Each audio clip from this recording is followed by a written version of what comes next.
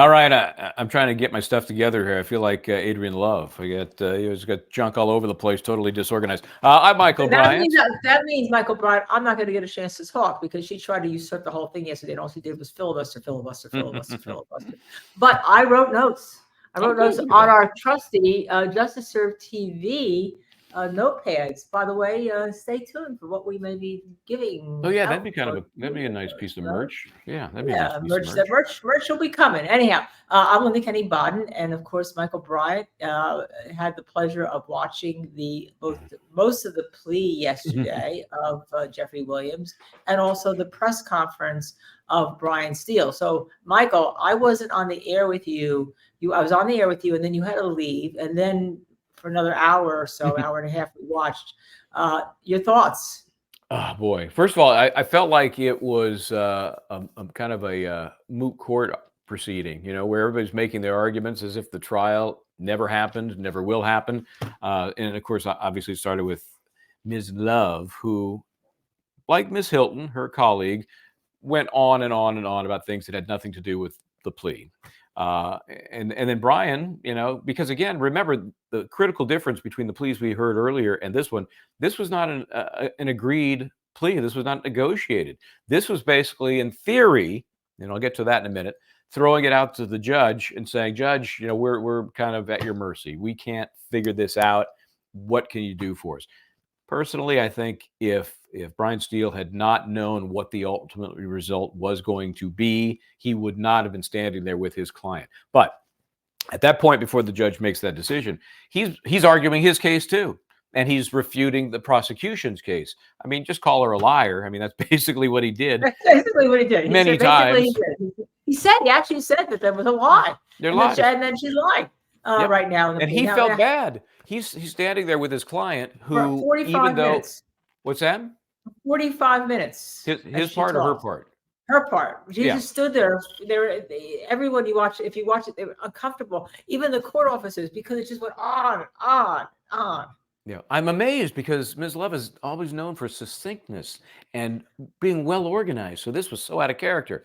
So anyway, when Brian is doing his thing, one of the things he's mentioning is, look, I'm standing here with this guy. I'm here to do what's best for him. I don't agree with this. I don't agree with him pleading guilty to these things. I kind of think we're winning. But he points out how horrible the pressure was from the prosecution to put this guy in a bind that would tie him up with so many conditions to any probation that she would just be sitting there, waiting. I'm just waiting until he screws up and I can throw him in prison for 45 years. So we know why it didn't work out as a negotiated plea. But and then let's talk about the criminal justice system and how I think it was abused here. And you probably will agree.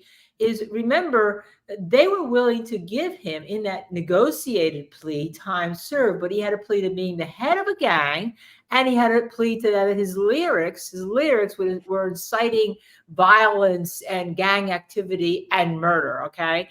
And he wouldn't do that. And then when they wouldn't do that, she gets up there in court and says, we are going to recommend now we're recommending a 25-year sentence, right? 40 years, 25 years spending in prison. After they just, in a negotiated plea, said, oh, we're willing to give you time served if you give us what we want here. Okay. So that is real bullshit. I'm sorry. It's the only here's my take on that. And I'm not as harsh as you are. I think what she did in general is BS. But in any negotiation, and this is why settlement negotiations are not allowed as evidence in trial, because you may go to the brink in a negotiation, but if it fails, you're backing off that, and you're not presenting to the court best case scenario. Here was what we offered. We offered this tremendous deal, but now we're not anymore. So I don't have a real problem with her peeling that back. I think that's just a function of the negotiation. She just didn't give the deal she was going to get. Right. She didn't offer what she was going to get. But it shows the criminal justice system. You're okay to go home if you give us like a statement that we want that'll be really good in the press conference to show that we did have a fabulous Rico case. But if you don't give that, we're putting your ass in jail for 25 years, and this is the bind you're in. You can go home with your family tonight or not. I think that's real bullshit. And quite frankly, if Young Thug and Brian Steele didn't trust the judge, which is really interesting that they trusted the judge, right? And matter of fact, Thug, we'll talk about it, I guess, said that he thanked her. He thanked her for interjecting fairness into the proceeding. So they must have known what she was going to do. Yeah, I mean, there was no surprise that, I mean, your outrage at Adrian Love is well placed, and it's not a surprise. I'm just saying, from a procedural standpoint, if I'm negotiating, I'm going to peel it back. I'm not showing my hand. You're a poker player. I'm not showing my hand to the court. I'm going to, I'm going to hold something back because I may be willing to choke down something less than I'm asking for. Okay, so what was the one question I had for you? Your thoughts on these conditions that were to be attached to any probation. And the one you mentioned that he didn't accept was the connection of his lyrics to any sort of crime. Because imagine how that would handcuff him going forward as a musician, as an artist. Right. If those lyrics had been used against him and convicted with a plea, what do? Now every time you write a song, you have to think about, am I committing a crime? And one of the things, and Brian Steele went at this with the songs, he had it in his one of the songs that Adrian Love mentioned, that anybody, it's evidence of a murder. It's a Nicki Minaj song written like 5 years prior, and she posted something about that, or someone posted something about that she's the queen and she's the one who wrote that. And so he plays it after, he does it, he re-records it after one of the murders, and all of a sudden it's evidence that he committed a murder. It is, I'm going to say it again, it is bullshit. It's a legal term, and I could go a little further, but I won't, because I know this is a family show. I don't know which family it is, but yeah, not the Manson family, not the Addams family. Anyway, the Justice Served TV family. So I know they feel the same way. We know that he got out, which was surprising. We had somebody who was watching the respin of our live. Of course, our live was as live as it gets because, oh, by the way, we just started, and then we learned that the plea deal was unfolding. So somebody watching said, he was released today, do your homework. And I'm like, dude, we were live when that happened, and it had not happened yet. And it is somewhat unusual to have that kind of processing that quickly. Would you agree with that? It is. And that tells me that the processing was already in effect, okay? Because usually after 5 o'clock, you can't get anyone, having been a criminal defense attorney a long time, you can't get anyone out of jail. The place shuts down, yeah. It shuts down. So the processing was in effect. That's why they knew what the deal was going to be, that he was going to go home today. And that's probably why it took us till like 4 o'clock to get on, because right. We start our show to have a show, and then this happens, all of a sudden he's pleading. So they knew that. And it's really interesting too, when you watch the court officers, and I always think the court officers are really important in the case when you're a defendant.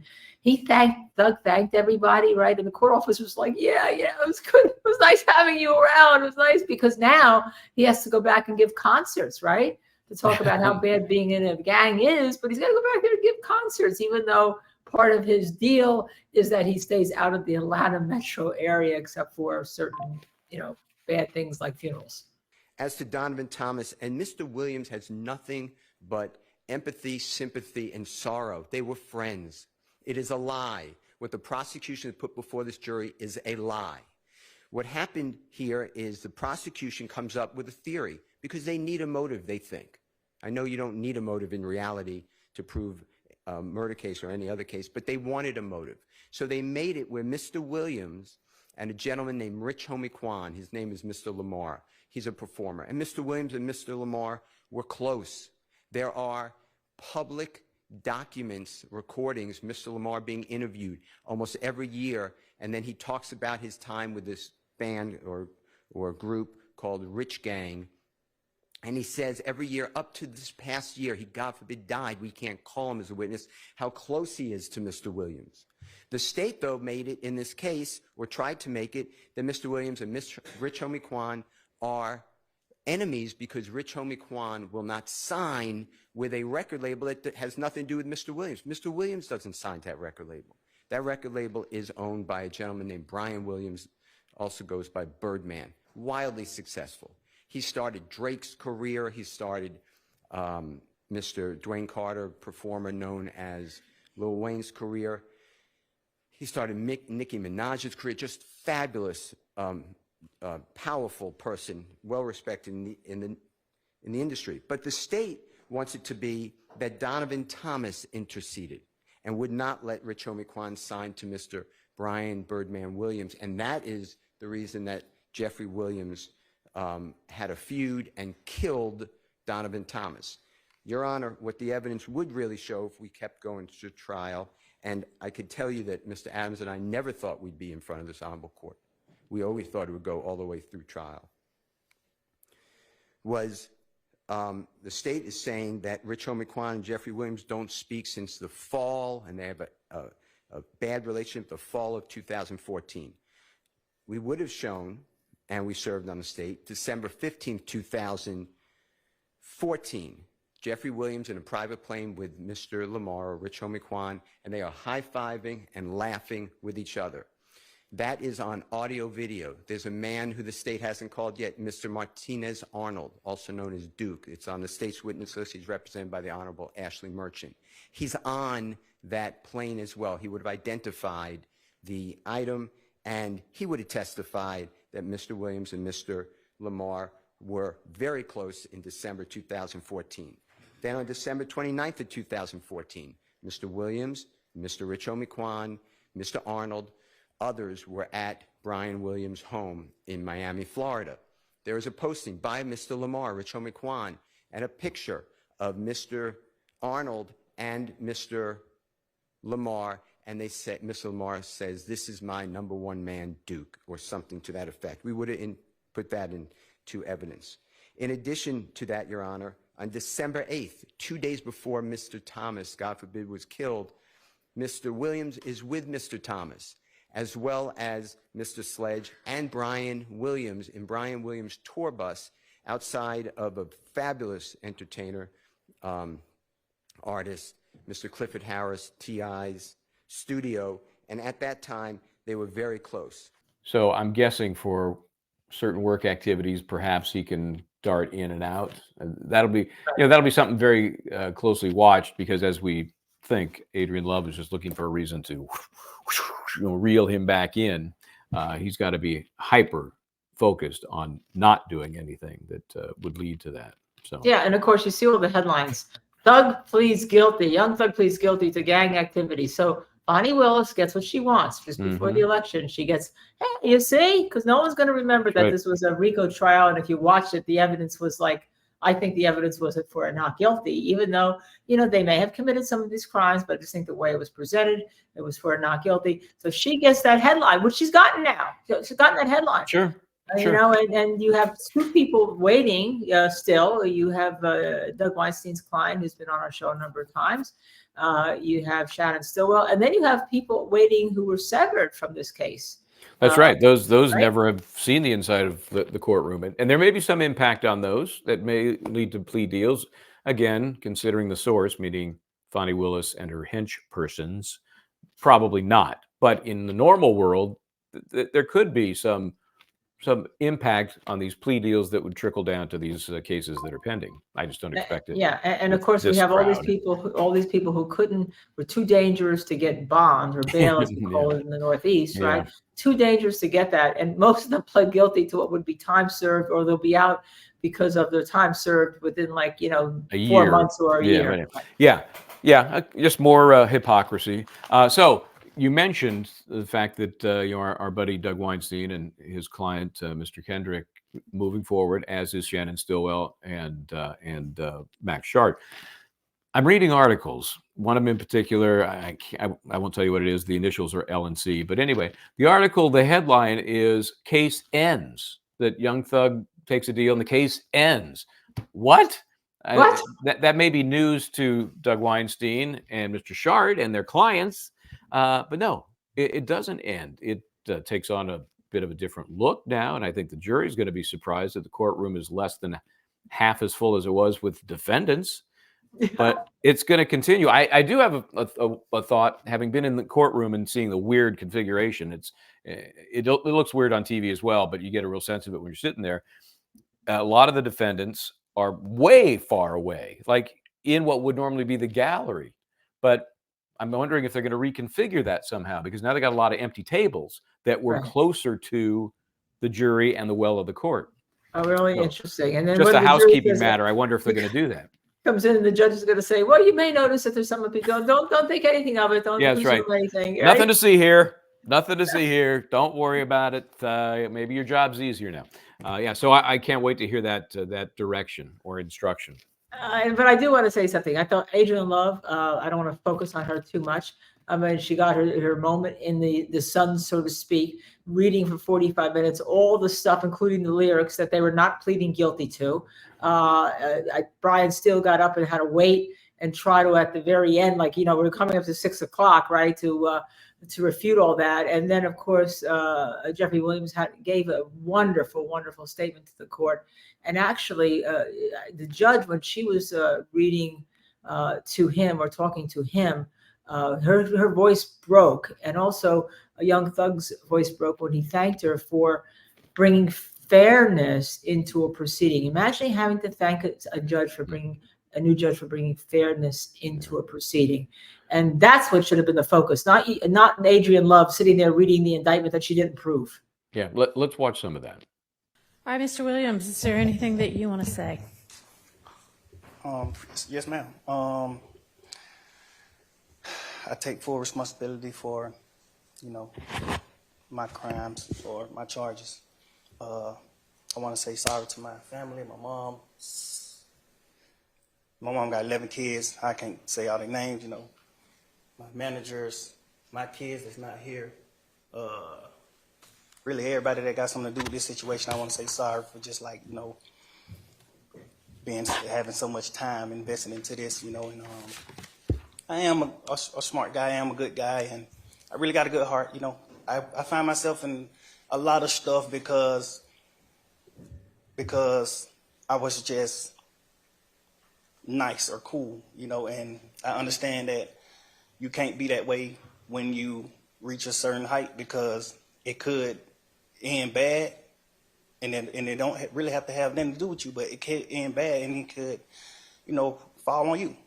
And I know the choice is yours, it's up to you, and I hope that you allow me to go home today and just trust in me to just do the right thing and never see you again unless it's at a bar in the future or something. Just out of this type of situation, I promise you I won't ever be in this type of situation again. I'm going away. I've learned from my mistakes. I come from nothing and I've made something, and I didn't take full advantage of it. I'm sorry. Bring to the table, I know what I am. I know the heights I've reached. I know the impact I got on people, period, in the community, all people. I learned that late, like these past 2 or 3 years of my life, I kind of learned that late, and maybe it was because I was, probably on drugs or anything, I don't know, but I have came to my senses and I understand what I mean to this world. But I am a good guy, I don't mind doing stuff like, free shows, and I always did that. I did free shows and gave it to single parents, millions of dollars. I made $1.8 million on a free show, and I gave it all to single parent charity. And I did like 2 or 3 shows that made like $700,000 a piece, and I gave it to the breast cancer organization. I do things, I put millions of dollars back into my community for real. I really did. I did more than anybody ever did from my side, But I understand, rap lyrics. I understand how it could be twisted. I understand what it could do to the mind of people. I understand all that, and I promise you I'm 100% changing that. It's just, I'm older, I'm grown now, and it's just like, I'm smarter. It's more things to rap about. Like, I've experienced a lot of good things. I experienced more bad things, but I experienced a lot of good things too. And anyway, I can go forever. Well, I appreciate it. And I appreciate that you do realize how much of an impact you have on people. I mean, it's past your neighborhood. It's worldwide, especially young people. And having come up from where you came up from and living in and around that, you know that gangs are damaging to our community. And it may be that a whole lot of rap music and the rap industry is, I mean, honestly, it sounds like a modern day version of kind of WWE wrestling that used to be on television, where people would just get up and posture and act like they hated each other. And it may be that that's a lot of what is going on in the music industry with rap. But whether it is fake or not, it has tremendous impact on kids and young people who think, this is cool, this is what I want to do, look at him, he's a millionaire, I can do that by being, you know, a gangster in the streets. And that's not true. What you're likely to have happen to you if you're a gangster in the streets is you get shot, you get killed, or you get thrown in prison. And those are, you know, by far the most likely outcomes. And, you know, you've been in here watching the trial, and you've seen the pictures of Mr. Ryan posing with a gun as big as he is at 15 years old and going out and shooting and killing another teenager. And that's what gangs do, and that's unfortunately a lot of what rap music does. And if you are a modern day John Lennon, you know, I mean, he might have rapped too in this day and age. I don't know. But, and that there are ways out of poverty besides hooking up with the powerful guy at the end of the street selling drugs. And, you know, I know that happens for protection sometimes, but a much better way would be getting an education and setting, you know, hanging around with people who set a good example. And you be one of those people that sets a good example. I mean, all right, so that's my high horse on that. I could also go on. But I want you to try to be more of the solution and less of the problem. All right? All right, so it is not lost on the court that the state, had they been able to come to agreement on certain special conditions, was willing to entirely dismiss the Rico count, was willing to entirely dismiss one of the gang counts, and was willing to entirely dismiss this, you know, machine gun count. Was willing to give a sentence that permitted Mr. Williams to walk out of the door today, and therefore does not seem to be particularly worried that Mr. Williams, if on the streets, would be a danger to society. I'm taking that into consideration in crafting my sentence. And in permitting a nolo plea to the Rico count and one of the two gang counts, I would not be permitting the nolo to the one if you were not pleading guilty to at least one of them. But you are, and y'all admit a factual basis for the counts that you are pleading guilty to. I find there to be a factual basis for those counts, and for the remaining counts with which you are charged, I am going to impose a sentence, and I've taken a little bit of the suggested special conditions from the defense and a little bit of the special conditions suggested by the prosecution.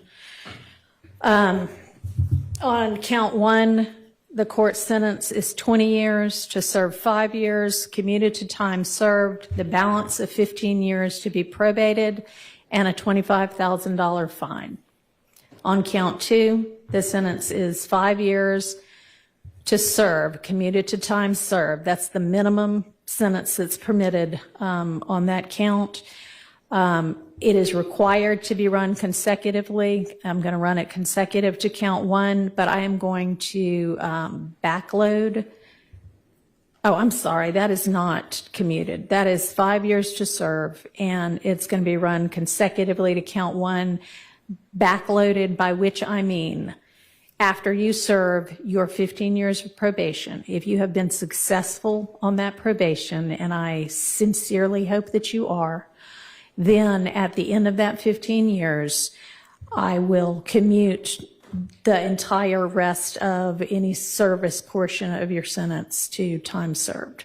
So I'll get to the end of it and give you the total sentence, but I'm also going to impose a $15,000 fine with regard to that count. Count 57, 20 years to serve 5, commuted to time served, the balance of 15 years probated, concurrent with count 1. Count 58, 10 years to serve 5, commuted to time served, balance probated, concurrent with count 1. 59, 5 years to serve, commuted to time served, concurrent with count 1. 60, 5 years to serve, commuted to time served, concurrent with count 1. Count 61, 5 years to serve, that is required to be also a consecutive sentence, so that's going to be run consecutively to count 56 and backloaded. Count 62, 10 years to serve, also required to be served consecutively, that's going to be consecutive to count 61, also backloaded.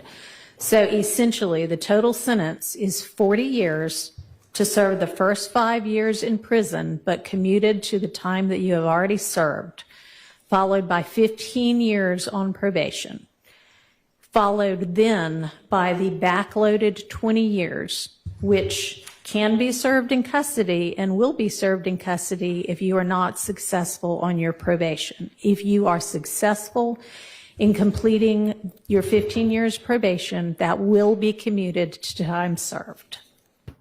So after this very emotional plea hearing, which seemed kind of like a mini trial, the attorneys for Mr. Jeffrey Williams spoke. Negotiations totally broke down with the district attorney's office. Horribly broke down. And at that point, we believed that justice would be found with the honorable court. And Jeffrey just wanted to go home. How agonizing it is to know that we've spent a year trying a case where the prosecutors have put on lies, knowing lies, hiding evidence, is insane in 2024 in the United States of America. And the only reason that this got revealed is because of you people. You people brought the truth to the community, because nobody knows this. This is not the only courtroom it's happening in, and I just want to thank all of you. I especially want to thank Jeffrey for letting me represent him. I think he's a wonderful person who does wonderful things and will continue to do things even greater. I cannot express to you how Shaquille Kokomo, how Trisha Renard, how Haley, how my wife Colette, how Bram, how countless people, but especially Miss Courtney Edwards, has worked without sleep for 3 years representing Jeffrey and helping him. I will never be able to stand with anyone more ethical, honest, hardworking, insightful, intelligent, and kind than the Honorable Keith Adams. The gentleman to my left is the best lawyer in the country. Mr. Steele, do you think prosecutors negotiated in good faith at all during any of these negotiations? Why don't you let me take this one? Let me answer that. The short answer is no.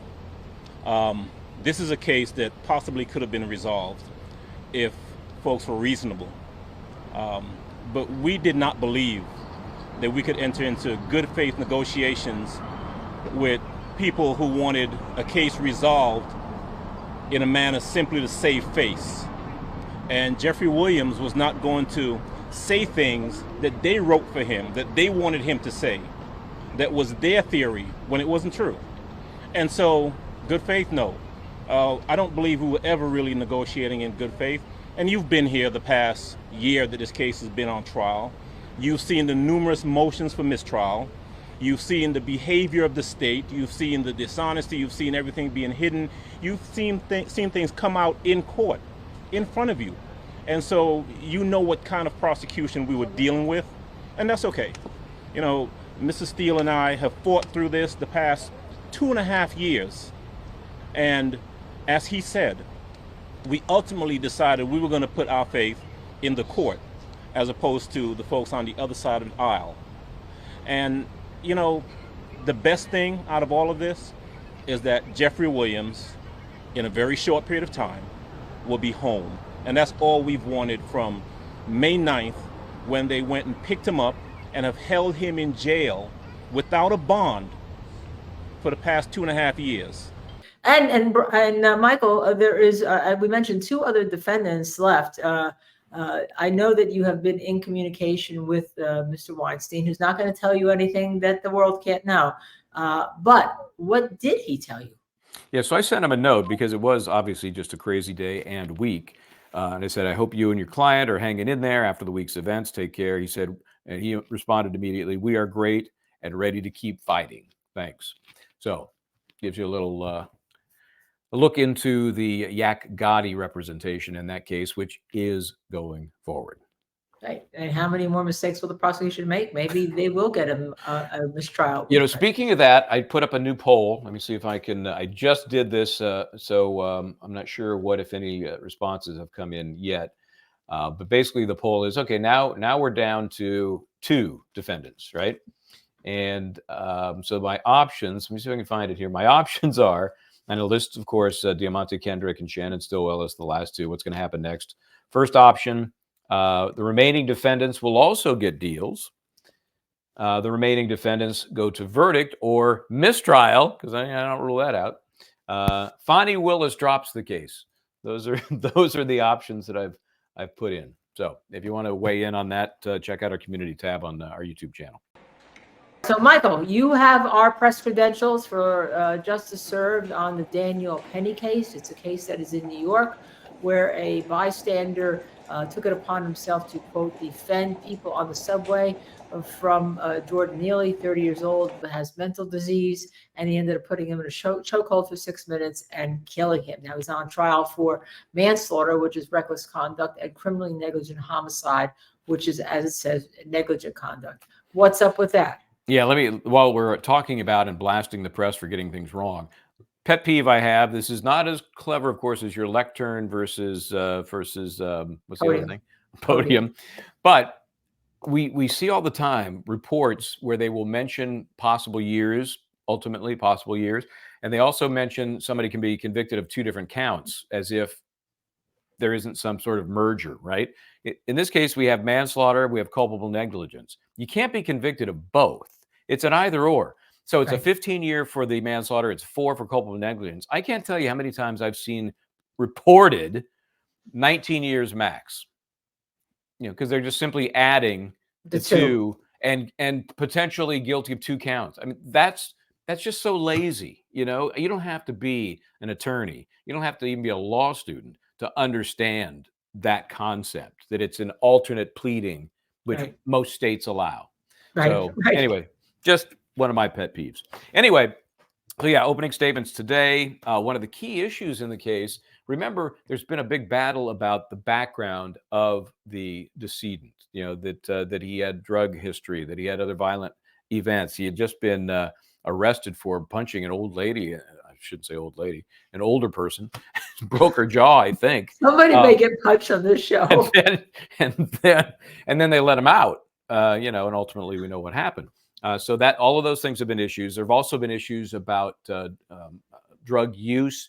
And the argument by the prosecution has been that doesn't matter because it's what was in Mr. Penny's mind at the time he encountered this subway rider. And so if he didn't know about all of this past, he can't after the fact say, oh, I knew he had drug use in his past, therefore I didn't know what to expect of him. Maybe he had some superhuman strength. You can't impute that knowledge after the fact. So I say that because what is coming in to the trial is that the decedent, Mr. Neely, did not have a weapon. Okay.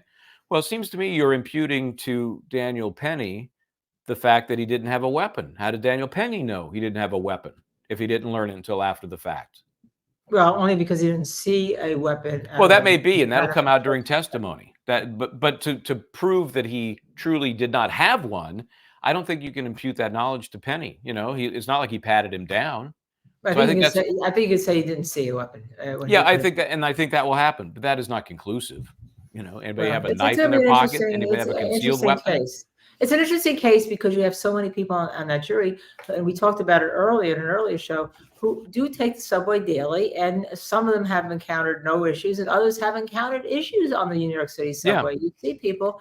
Part of the problem you have anywhere anymore is that there's no services for mental health disease, and I'm trying to interview, as you know, somebody who took the subway with him a lot of times, didn't know him personally, but knew him being on the subway doing his Michael Jackson thing, his entertaining thing. His street performance, to see what this person thought of him and thought of this case. So we'll see if we get that interview. Okay, so just to give us a flavor of these jurors in terms of that subway experience. Juror 1 lives near Lincoln Center, takes the subway 3 or 4 times a week, has seen outbursts. Juror 2, Washington Heights, takes the subway 4 times a week and has never seen a disturbance from a rider. That's shocking. What are the odds of that? Never.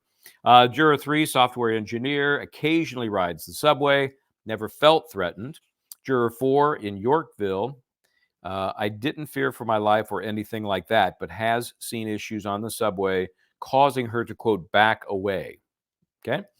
5, Upper East Side resident, mentions a homeless man suffering from mental illness who once approached him for no apparent reason while he was on the subway platform and harassed him. Okay.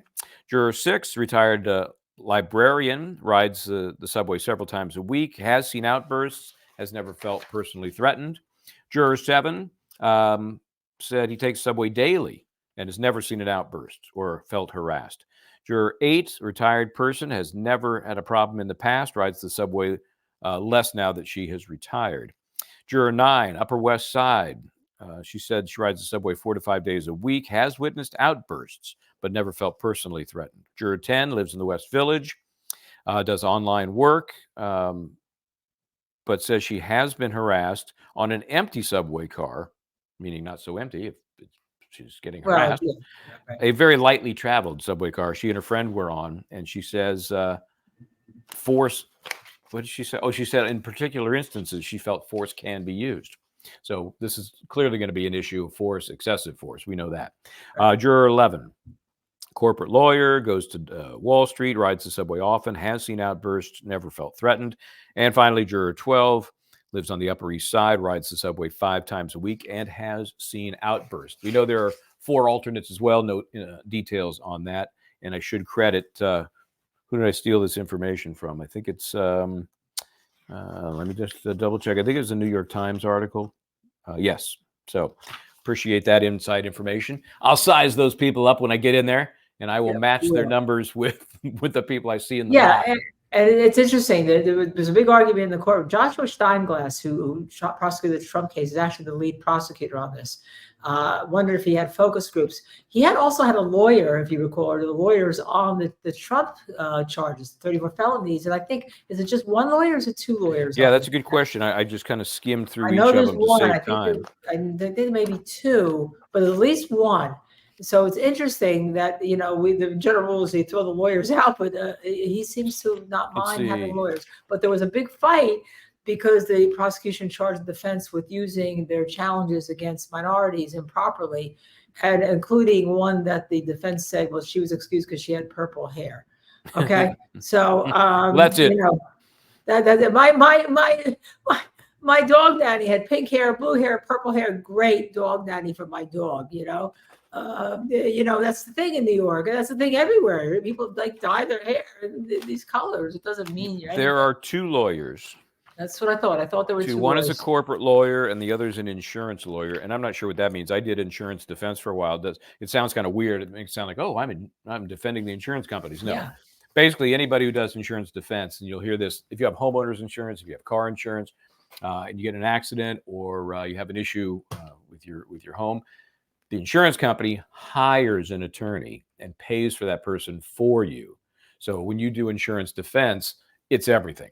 You may focus on one particular realm, but anything in life can lead to an insurance company needing to hire an attorney to represent you. So that's so it'd be very interesting. In our comments and our viewers, I'd like to see what they think of the jurors, what they think of this case, and put in whether or not you've ridden the subway when you're commenting. I'd like to know from. I mean, we're in New York. We're not in the middle of Missouri, Iowa.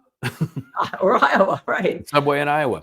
Yeah, I mean, I come from a non-subway area, California, because don't take my car. I'm driving my car 2 blocks. So I've been back here for almost 20 years now. So I've been on the subway a lot.